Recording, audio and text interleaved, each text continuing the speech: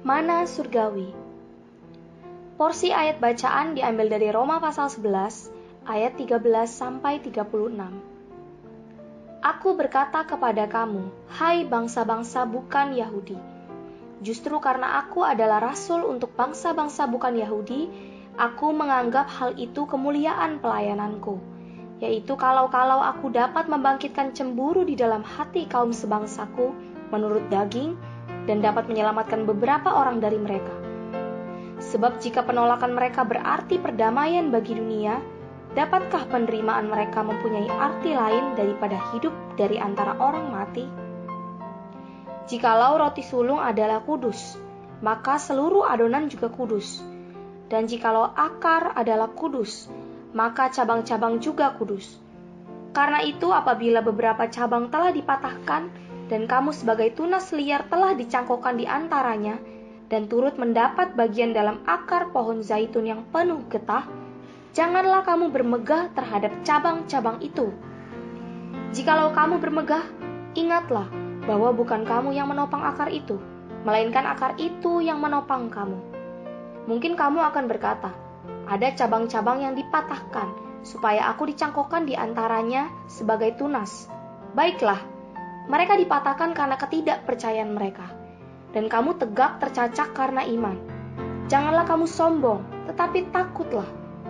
Sebab kalau Allah tidak menyayangkan cabang-cabang asli, Ia juga tidak akan menyayangkan kamu. Sebab itu perhatikanlah kemurahan Allah dan juga kekerasannya, yaitu kekerasan atas orang-orang yang telah jatuh.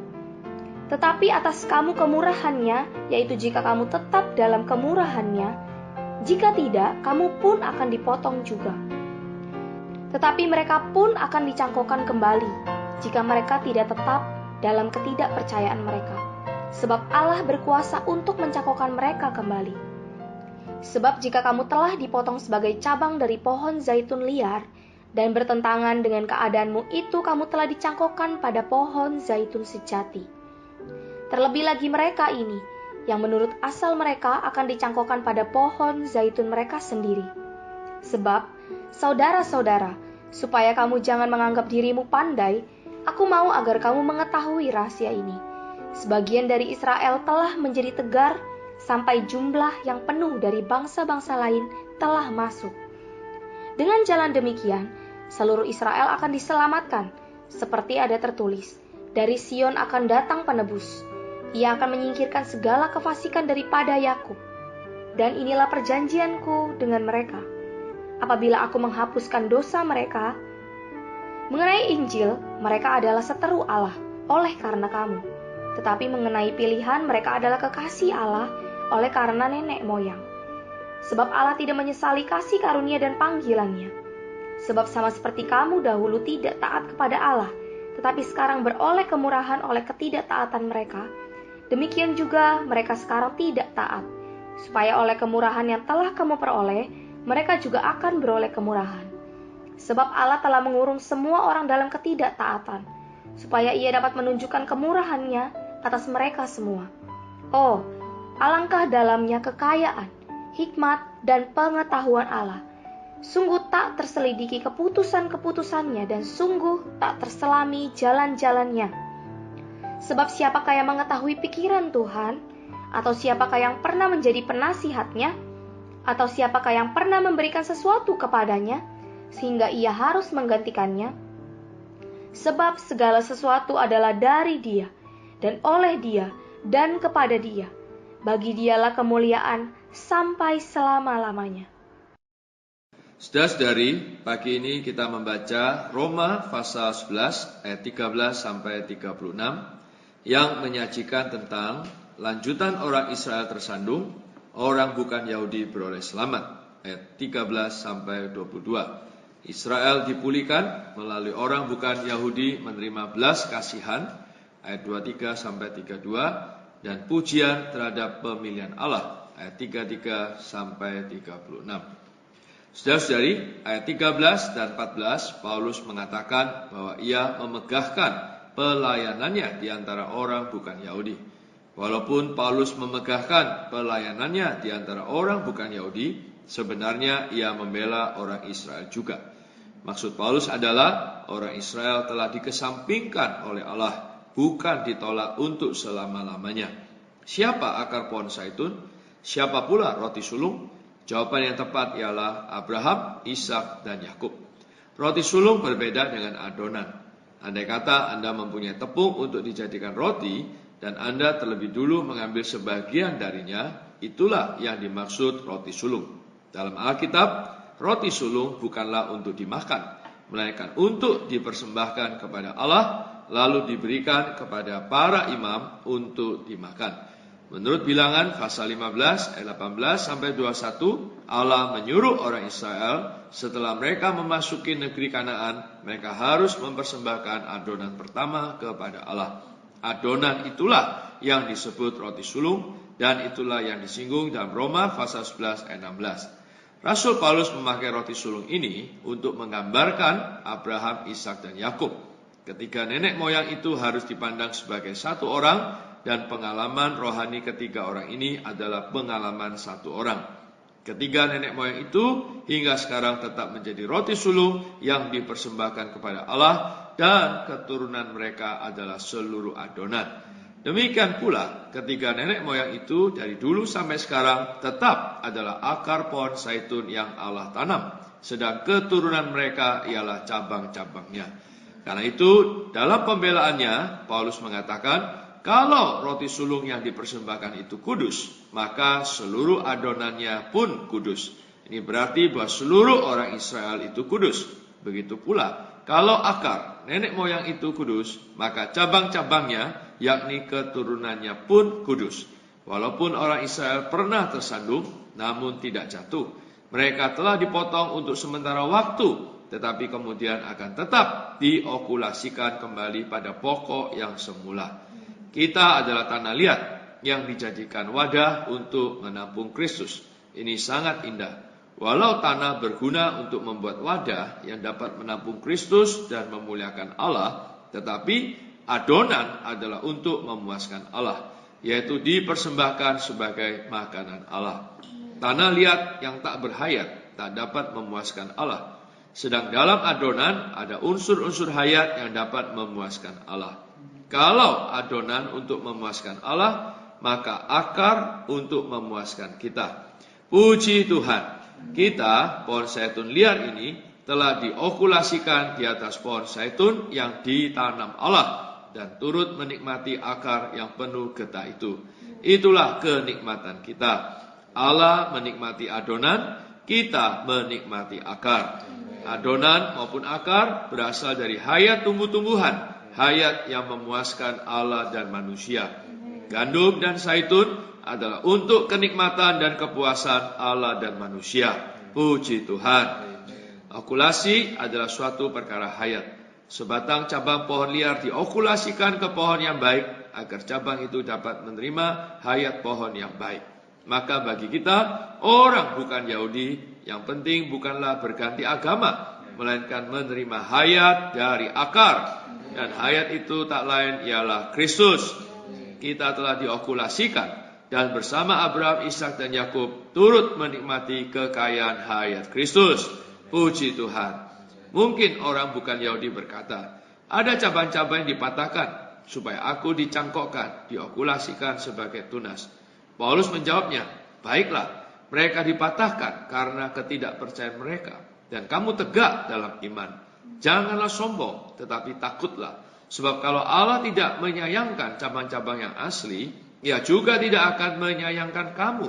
Sebab itu perhatikanlah kemurahan Allah, dan juga tindakannya yang keras, yaitu tindakan yang keras atas orang-orang yang telah jatuh, tetapi kemurahannya atas kamu, asalkan kamu tetap dalam kemurahannya. Jika tidak, kamu pun akan dipotong juga. Betapa hikmatnya perkataan Paulus ini. Maka demi pelanggaran orang Israel dan demi tersandungnya mereka, keselamatan telah diterima orang bukan Yahudi. Namun orang Israel tidak jatuh, mereka hanya tersandung. Itulah ekonomi Allah dalam pilihannya. Walau kelihatannya Paulus membicarakan masalah orang bukan Yahudi, tetapi sebenarnya ia lebih menyukai orang Yahudi, sebab ia sendiri adalah orang Yahudi. Di balik perkataannya yang menyangkut orang bukan Yahudi itu, tersirat bebannya terhadap orang Yahudi. Jumlah yang penuh dari bangsa-bangsa lain telah masuk. Ini mengacu kepada orang-orang bukan Yahudi yang bertobat. Sekarang adalah saatnya orang-orang bukan Yahudi bertobat. Maka jumlah yang penuh dari bangsa-bangsa lain belum tercapai. Dewasa ini masih terus bertambah. Dalam ayat 26 Paulus berkata, dengan demikian seluruh Israel akan diselamatkan. Seperti ada tertulis, dari Sion akan datang penebus. Ia akan menyingkirkan segala kefasikan dari Yakub. Pada saat itu, semua sisa orang Israel akan beroleh selamat. Dan inilah perjanjianku dengan mereka. Apabila aku menghapuskan dosa mereka, berkaitan dengan Injil, mereka adalah seteru Allah oleh karena kamu. Tetapi berkaitan dengan pilihan, mereka adalah kekasih Allah oleh karena nenek moyang. Perhatikan kedua istilah karena dalam ayat 28, yaitu karena kamu dan karena nenek moyang. Karena kita, mereka adalah seteru Allah. Tetapi karena nenek moyang, mereka adalah kekasih Allah. Sebab Allah tidak menyesali karunia-karunia dan panggilannya. Karunia-karunia dan panggilan Allah bersifat kekal. Tidak disesali, tidak akan berubah. Begitu karunia Allah diberikan, selama-lamanya karunia itu diberikan. Begitu Allah memanggil kita, Ia memanggil kita sampai selama-lamanya. Ia tidak pernah menyesali karunia-karunia dan panggilannya. Maka betapa kita harus bersyukur kepada Allah, sebab padanya tidak ada perubahan.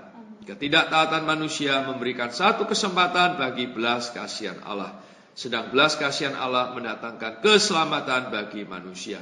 Allah telah mengurung semua orang dalam ketidaktaatan, supaya dapat menyatakan belas kasihannya kepada semua orang. Itulah ekonomi Allah. Apakah yang dapat kita katakan? Kita hanya dapat berkata, haleluya, atas belas kasihannya. Ia bahkan memakai ketidaktaatan kita sebagai satu kurungan, untuk mengurung kita sebagai suatu wadah, agar belas kasihannya dinyatakan kepada kita. Saudara-saudari, sampai di sini Paulus memuji Allah atas pilihannya. Dalam Roma pasal 9 sampai 11, Paulus seolah-olah memberi kita sebuah peta, sehingga dengan peta ini kita dapat menyusuri jejak-jejak Allah. Allah menerima pujian dan kemuliaan dalam 3 masa. Dalam masa lampau, sebab segala sesuatu berasal dari Dia. Dalam masa kini, sebab segala sesuatu oleh Dia. Dan dalam masa yang akan datang, sebab segala sesuatu kepada atau untuk Dia. Segala sesuatu ada dari Allah pada masa lalu, eksis olehnya pada masa kini, dan akan disembahkan kepadanya pada masa yang akan datang. Pilihan Allah adalah menurut dirinya sendiri, menurut kesukaannya, bukan menurut perkara yang lain. Segala sesuatu dari Dia, oleh Dia, dan kepada atau untuk Dia. Maka bagi Dialah kemuliaan sampai selama-lamanya. Amin. Mari kita berdoa. Tuhan, kami mengucap syukur padamu atas firman yang kami baca pada pagi hari ini.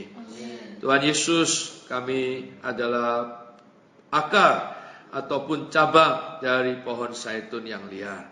Oh Tuhan Yesus, tapi karena kami, Tuhan, menerima belas kasihan-Mu, Tuhan, kami sudah dipotong dari pohon zaitun yang liar, sehingga kami dicangkokkan, diokulasikan kepada pohon zaitun yang sejati.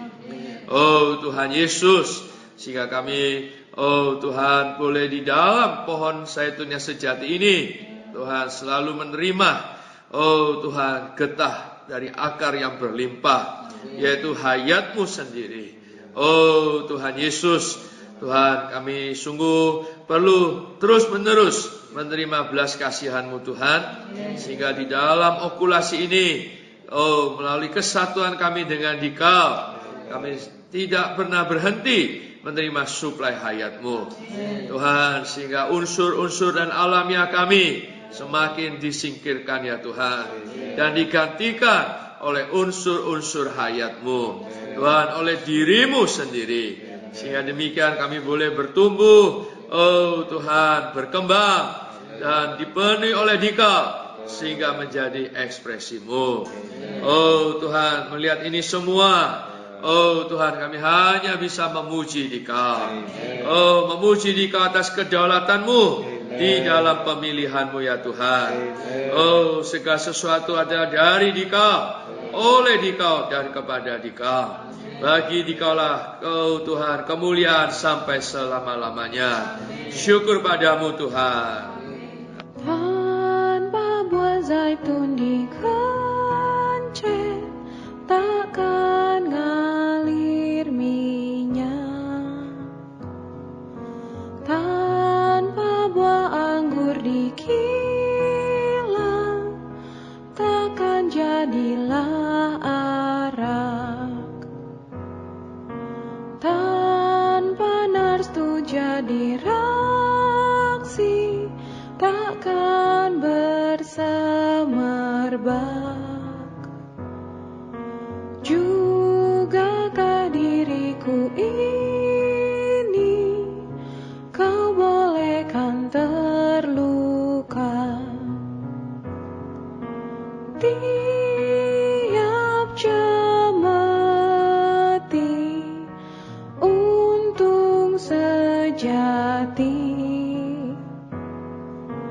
Barang yang Kau tarik balik, dirimulah pengganti.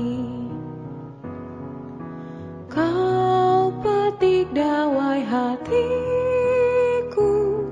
gemakan musikmu, agar musik makin merdu. Perlukah siksaanmu?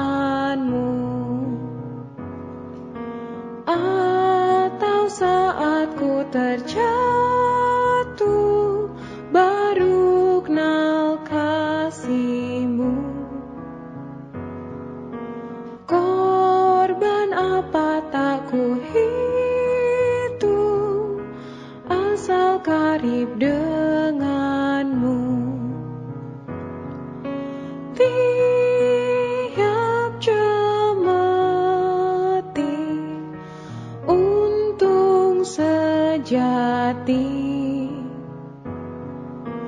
Barang yang Kau tarik balik, dirimulah pengganti. Ku malu karena sadar masih tahan awak. Walau pernah ku Kau paham, namun rasa dipaksa. Bisakah sesuka Tuhan bertindak leluasa? Perasaanku biar saja, asal di Kau yang senang. Tiap